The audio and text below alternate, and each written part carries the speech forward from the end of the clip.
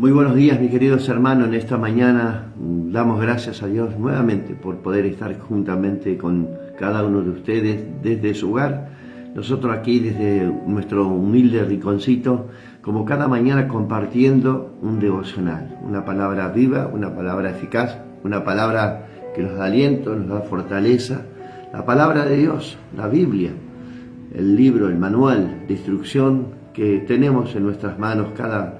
Cada día podemos compartir con cada uno de ustedes una palabra de reflexión, una palabra que podemos encontrar detrás de estos capítulos, detrás de estos versículos. Si usted examina un poco y lee, va a encontrar que cada versículo, cada capítulo de estas historias fascinantes que estamos leyendo en estos días, vamos a encontrar alguna reflexión para nuestras vidas, seguramente.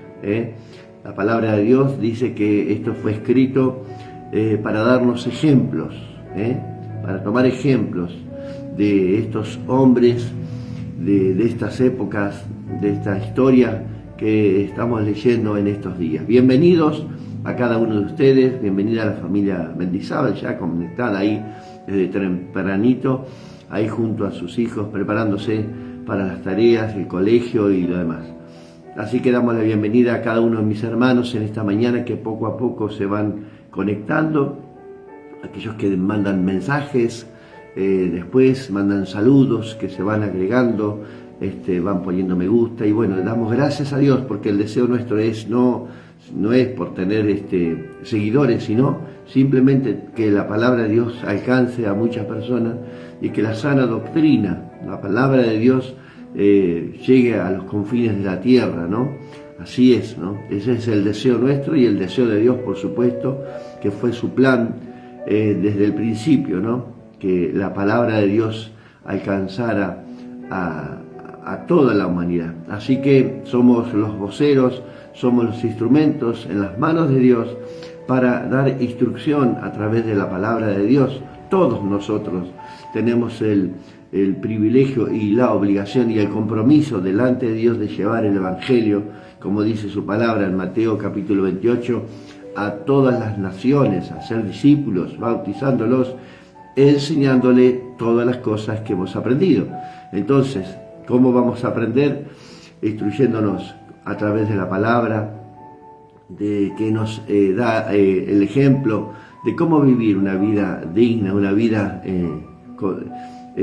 condicionada, porque seguramente usted va a decir, bueno, el camino de Dios no es fácil, pero nos va a llevar a la vida eterna.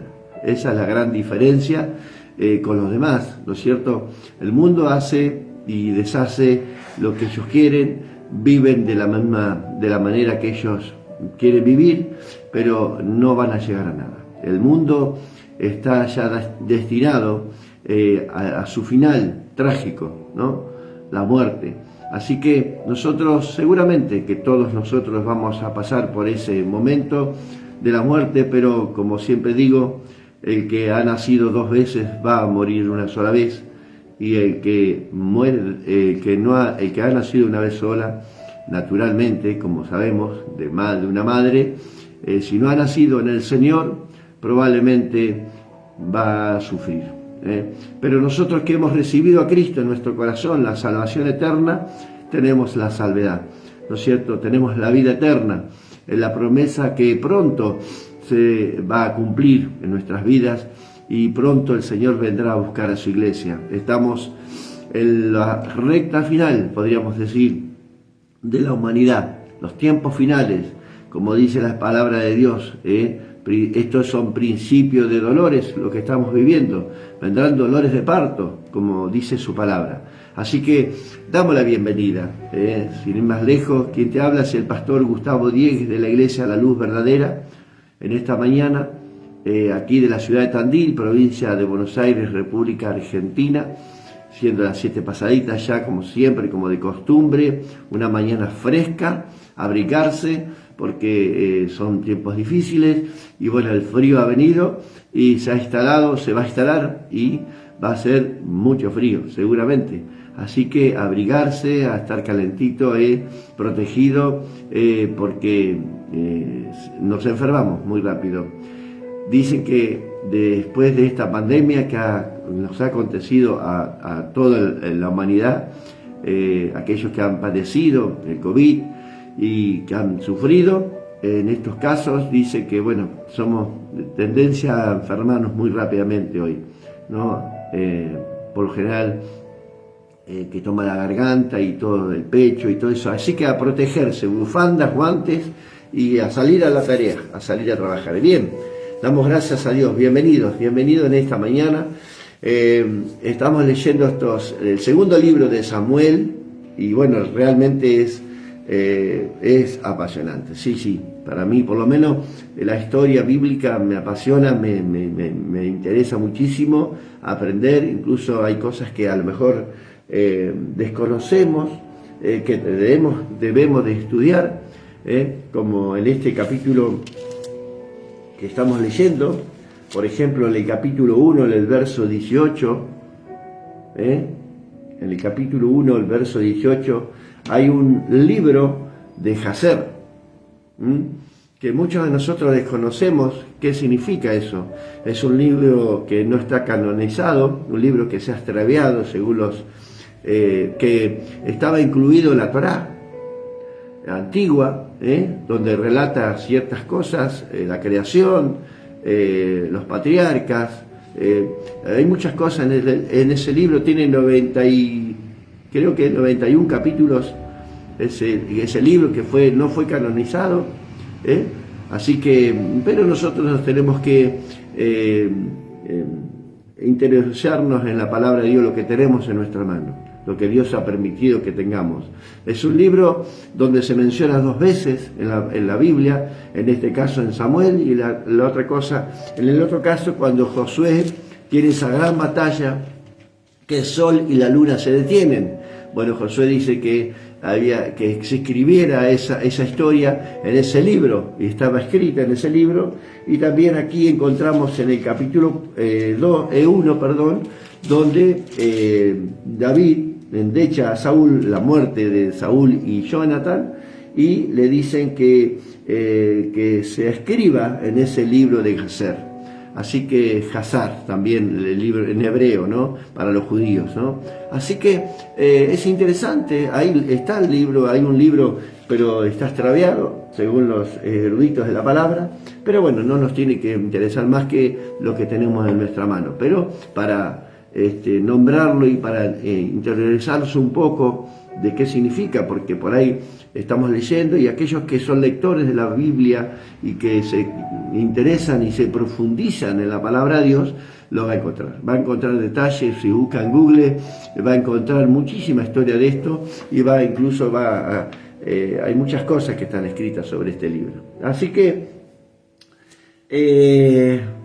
vimos en estos días la persecución de David, la persecución de Saúl hacia David, querer darle muerte a David, su próximo sucesor. Recuerden que había entrado celos y envidia en este rey Saúl, cuando en la primera batalla nomás, cerquita, después de haber matado a Goliat, hasta la entrada de la ciudad le cantaban a David, lo halagaban a David, porque era un guerrero que se estaba formando, pero tenía muchas habilidades. Y bueno, en ese momento decían, Saúl mató a miles, y a pesar que era un guerrero preparado, David, un guerrero bien formado, preparado para la guerra, que David era todo lo contrario. Pero según dicen, las mujeres de la ciudad cantaban este cántico: Saúl mató a miles y David a 10.000. Eso llegó al corazón de Saúl, no lo pensó aún nunca esto, por eso no llegó cuando llega al corazón y se aferra al corazón, se enclava ahí en el corazón, empiezan los problemas, ¿no es cierto? Y para Saúl empezó un gran problema, la envidia, los celos, lo atacaron de tal manera, lo tomaron, que duró hasta el día de su muerte. Persiguiendo a David, encuentra un triste final. Allí en el campo, el mismo día, mueren sus hijos y Saúl, el rey Saúl. Aquel hombre que, como dice un pastor amigo, es juguete roto, que trajo a la nación a la ruina, al hambre, a la desesperación, una trágica nación que pasó por manos de este rey Saúl, apartado de Dios, totalmente rebeldía, desobediente, y bueno, muchas cosas más también, ¿no? Que este rey, pero habíamos acabado de hablar de Saúl, porque muere Jonathan, el amigazo de David, como podemos decir. También hay muchas cosas que se dicen de este tema, pero nosotros creemos que había una gran amistad, habían hecho un pacto entre los dos, que se habían prometido fidelidad entre los dos en cuanto a su reinado, a su herencia, Jonathan le pidió a David que la vida o la herencia de los hijos de Saúl pudieran estar perpetuamente en la casa del rey, ¿no es cierto?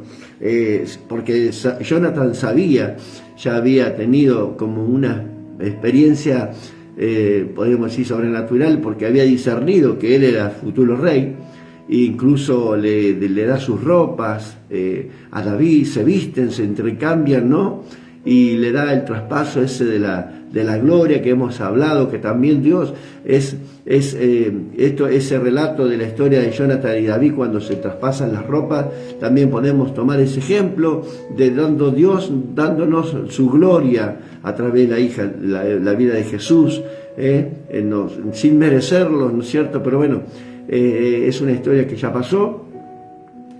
Ahí encontramos que mueren. David llora amargamente. Había unos hombres, una amalecita que contábamos en estos días también, que quiso engañar a David diciendo que bueno, maté al que te perseguía, que quería matarte, pero David llora, a pesar de lo que estaba pasando con su pueblo Israel, llora por la muerte de Saúl, que lo perseguía toda su vida, pero David no tenía nada contra él. Al contrario, tuvo oportunidades de matarlo, no lo hizo. Así que mire cuántas historias hemos leído, cuántas historias apasionantes que hemos leído. Pero hoy nos vamos a detener, hoy el compromiso es el capítulo 2, 3 y 4 de este segundo libro de Samuel, que realmente es apasionante. Léalo porque sinceramente nos va a atrapar, nos apasiona la historia, aquellos que nos gusta la historia bíblica. Y la vamos a releer y siempre vamos a encontrar un detalle nuevo. Pero el título de este mensaje que le he puesto es la bondad de Dios. Va a decir, bueno, pero estamos hablando de David. Sí, bueno, recuerden que David tenía su corazón, era conforme al corazón de Dios. Así que acá podemos tomar el ejemplo de David como nuestro rey, ¿no? También de la mano de Dios, ¿no es esto? Su corazón prácticamente le pertenecía a Dios, ¿no? A pesar de muchas dificultades que tuvo, e incluso pecar, arrepentirse totalmente David, ¿no? Y bueno, encontramos una historia que nos va a apasionar. En el capítulo 4, del versículo 1 al 12, aquí después de una gran y larga persecución, puse aquí en el cuaderno de Saúl, con el fin de dar muerte a David, Saúl y Jonathan se encuentran en su trágico final. Mueren en el mismo día, tras una batalla terrible. Uno de los amalecitas de la generación de Amalek, recuerda que hemos hablado también de esta historia, de que Saúl debería haberla eliminado en su totalidad. Evidentemente, uno de los descendientes de estos amalecitas aparece en la historia tratando de engañar a David, que ya lo dijimos. Dice haber matado a Saúl, le cuenta a David, y tras esa historia contándola delante de David pierde su vida. Consolado en cierta manera David por la muerte de Saúl y su gran amigo, que llegaron a prometerse fidelidad eterna. Pero no todo había terminado ahí. Evidentemente la historia de David, la persecución seguía, los descendientes de Saúl, ¿no? Hasta su mismo general del ejército se rebeló contra David. Y ahí entramos en otra historia. Tras la muerte de Saúl, Isboset, hijo de uno de los hijos que se rebela, y Abner, general del ejército de Saúl, y este lo proclama rey de Galaad. Ahí va a encontrar en esta historia, en estos versículos, lo va a encontrar ahí esta historia de la rebelión. Ya en la historia de David comenzaba mucha gente a rebelarse contra él, pero que seguramente que veían en él a un rey que estaba preparado, un rey que Dios había escogido, un rey que estaba a punto de tomar su reinado, pero antes es como que el enemigo estaba haciendo de las suyas antes de que llegara, porque sabía que Israel iba a entrar en una época de paz, una época de tranquilidad, de abundancia, por las manos de David, porque su corazón, reitero, era según el corazón de David y ahí de Dios, y ahí David es instrumento de Dios en el pueblo de Israel, pero los enemigos siempre están acechando por ahí. Pero siempre hay un enemigo que no quiere que seas bendecido, un enemigo que lucha contra nosotros. Parece que todo terminó, ahora sí, estamos tranquilos, estamos en paz, y vuelve otra vez a acontecer algo en nuestra vida, y ahí siempre hay algún enemigo que está acechando. Pero bueno, qué bueno es que podamos salir ilesos de cada batalla, como salió David, ¿no? Porque Dios está con nosotros, Dios nos ha prometido estar con nosotros, y seguramente va a estar contigo en esta mañana también. Así que estos hombres que se rebelaron fueron este hombre Isboset, hijo de Saúl, fue proclamado rey, porque era el descendiente de Saúl, por supuesto, el hijo era natural en esa época, dice, pero sus vidas ya también tenían su destino. El camino del futuro rey de Israel sería limpiado por su rebelión, no por la mano de David, sino porque entre ellos, miren, el enemigo, entre ellos se van eliminando poco a poco, ¿no? Entonces vemos que acá la mano de David era limpia hasta llegar al trono, ¿no? Y a pesar había hecho guerras, ¿no? Pero evidentemente Dios nos está diciendo algo en esta mañana acá, en estos capítulos. Y seguramente que Dios le está hablando, como me habló a mí esta mañana también.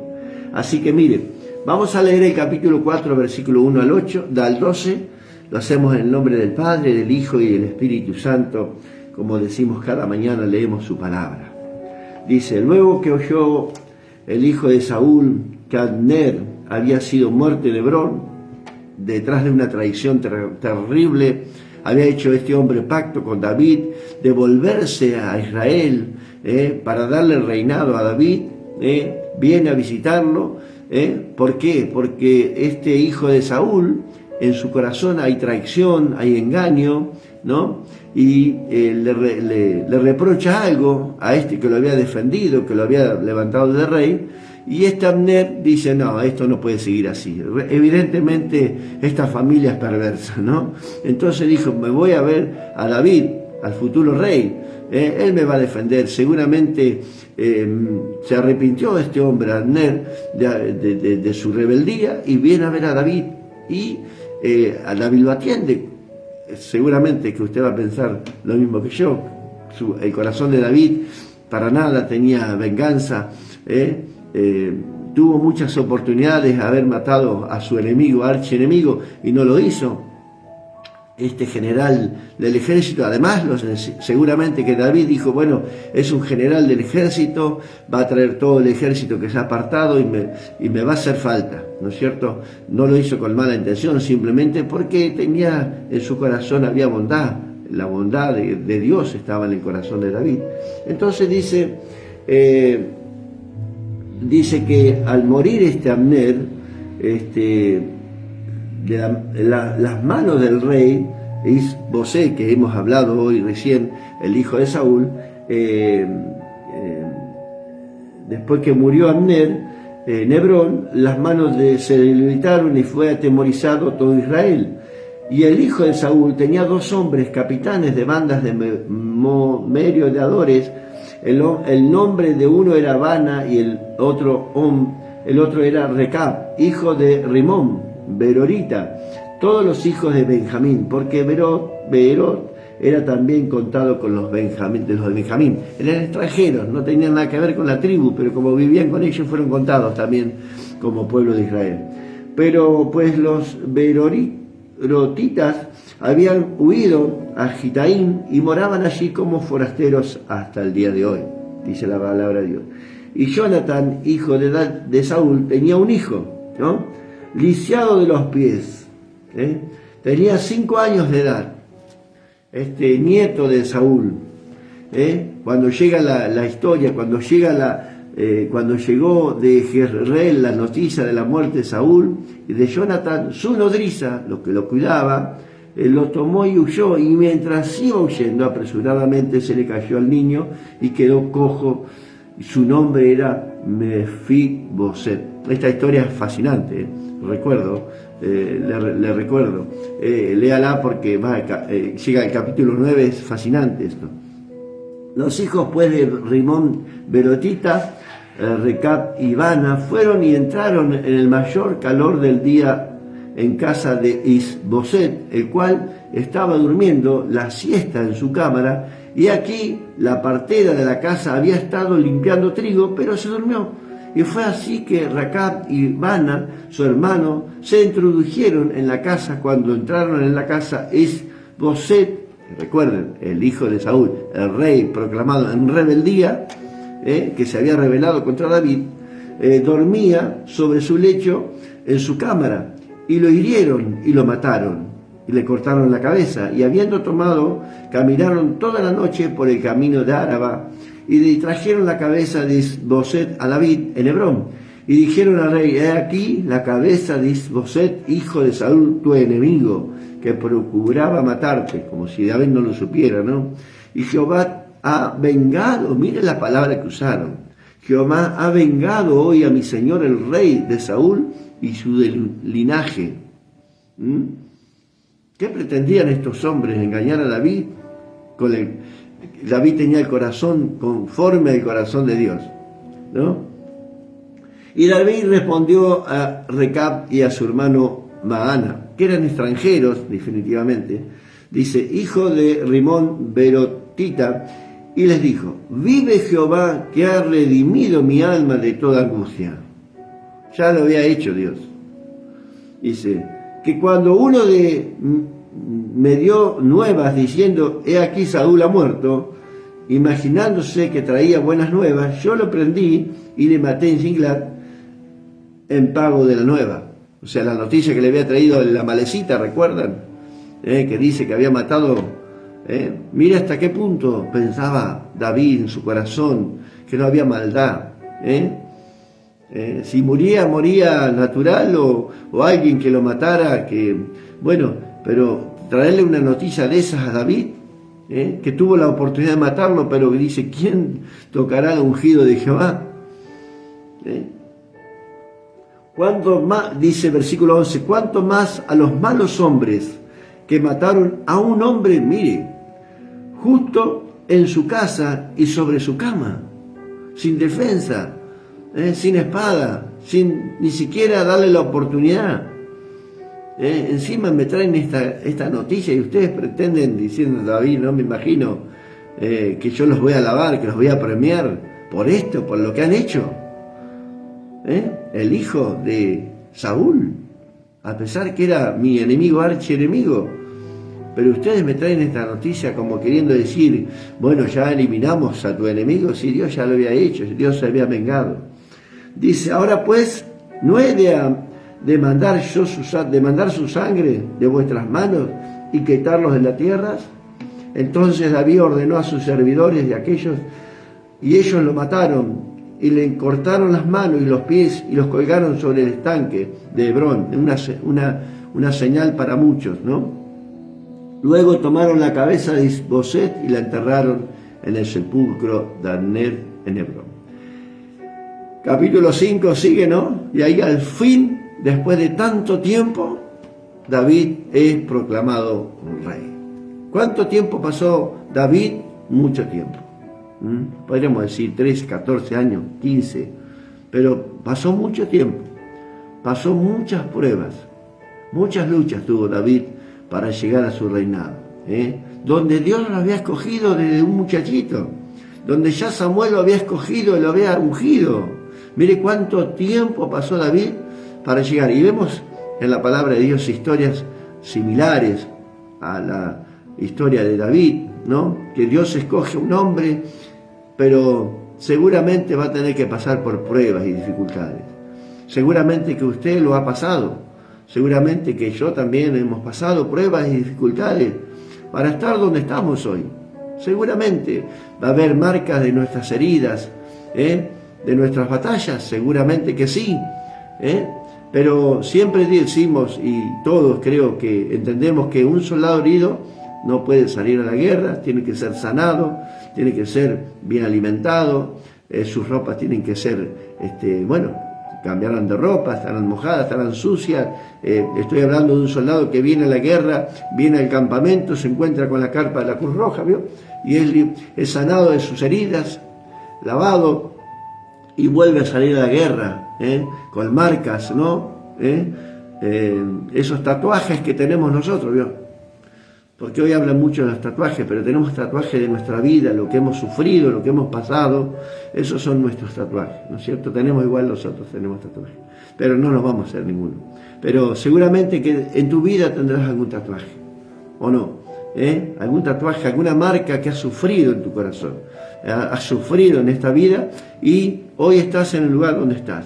Un lugar de prominencia, un lugar donde estás liderando a alguien, un pastor, no sé, un siervo, un anciano, un diácono, pero has pasado por muchas pruebas y dificultades.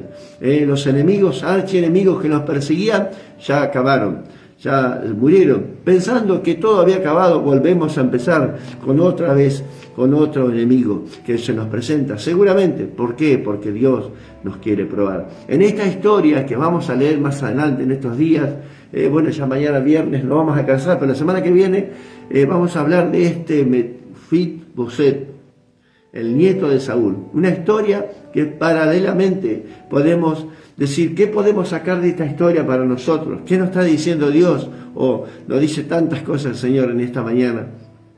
Esta historia de David, la bondad de David, podemos decir la bondad de Dios, como Mefiboseth. ¿Qué sería esa persona? ¿Quién sería ese lisiado de los pies? Mi vida y la suya. Que un día fuimos lisiados, estábamos lisiados de los pies, cargados de pecado. Y la bondad de Dios nos trajo a su mesa. ¿Qué le parece? Mire qué enseñanza hermosa. ¿Por qué? Porque es así, hermanos. Dios, en su gran misericordia, en su gran bondad, ha enviado a su propio Hijo para salvación, para morir en la cruz por su vida y por la mía. ¿Qué podemos hacer para agradecerle a Dios? Nada podemos hacer, porque nos ha dado por gracia.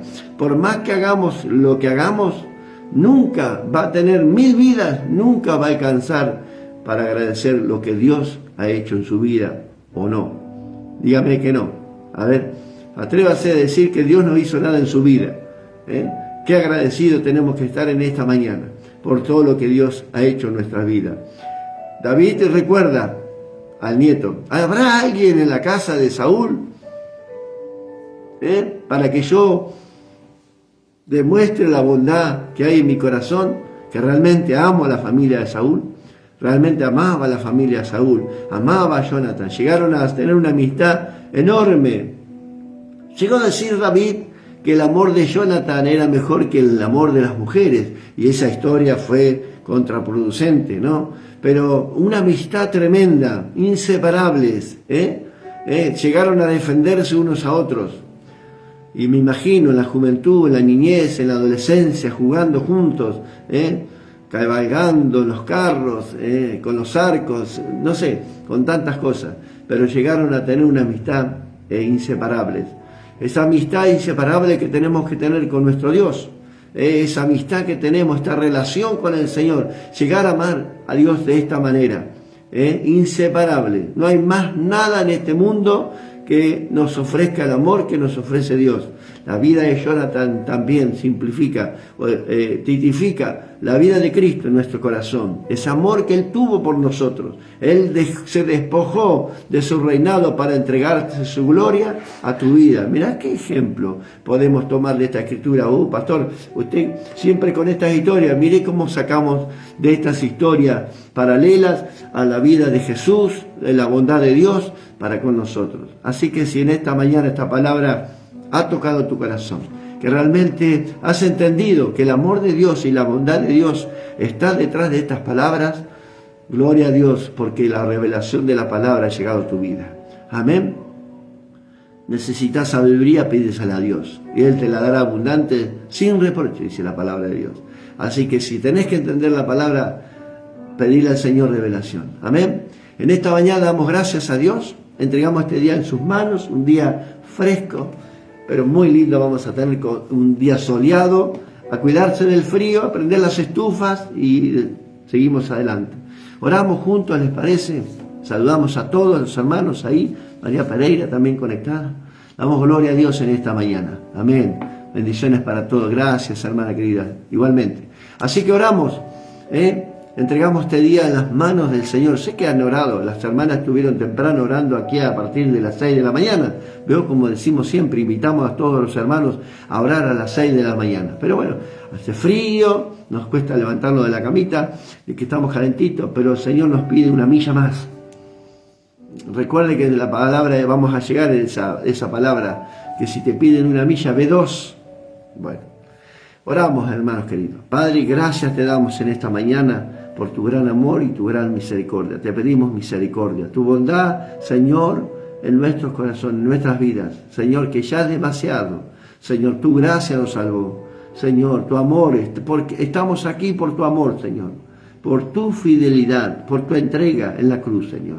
Gracias, Señor. Gracias, Señor, porque un día dijiste, envíame a mí, heme aquí, envíame a mí. Y viniste al rescate de nuestras vidas. Señor, que estábamos lisiados de los pies, no solo de los pies, estábamos completamente, Señor, embarrados en el pecado, Señor. Y un día, Señor, tú nos llamaste, Señor, te acordaste de nosotros. ¿Habrá alguno por ahí? Y dijiste, bueno, vamos a invitarlos a la mesa del Rey. Y allí comió Mefiboset toda su vida, junto a la mesa del Rey. Señor, gracias te damos, porque el enemigo los había robado todo, pero Dios, como le devolvió David a Mefiboset, le devolvió todo lo de su padre. Así nos ha devuelto Dios todas las cosas que el enemigo nos había robado. Señor, gracias te damos en esta mañana. Padre, honramos tu nombre, te glorificamos, te exaltamos, porque tuya es la gloria, tuyo es el poder. Señor, glorifícate en esta mañana en las vidas de cada uno de mis hermanos y hermanas y amigos que nos ven. Sea tu gloria manifestándose en cada vida, Señor amado, el amor de Cristo en cada corazón, Señor, en esta mañana. Pedimos por los hermanos, por cada uno de ellos, por los que están viajando, por los que están trabajando. Enviamos palabras de bendición en esta mañana, Señor, y entregamos este día en tus manos para que tu bendición esté sobre nosotros. Padre, gracias en el nombre, sobre todo nombre, Señor, Cristo Jesús. Amén y amén. Que el Señor te bendiga en esta mañana, que la paz de Jesús esté en tu casa, en tu hogar y en tu corazón. Nos vemos mañana, Dios mediante, nuevamente, día viernes, combinamos la semana y damos gracias a Dios porque Dios nos permite. Amén. Que Dios te bendiga.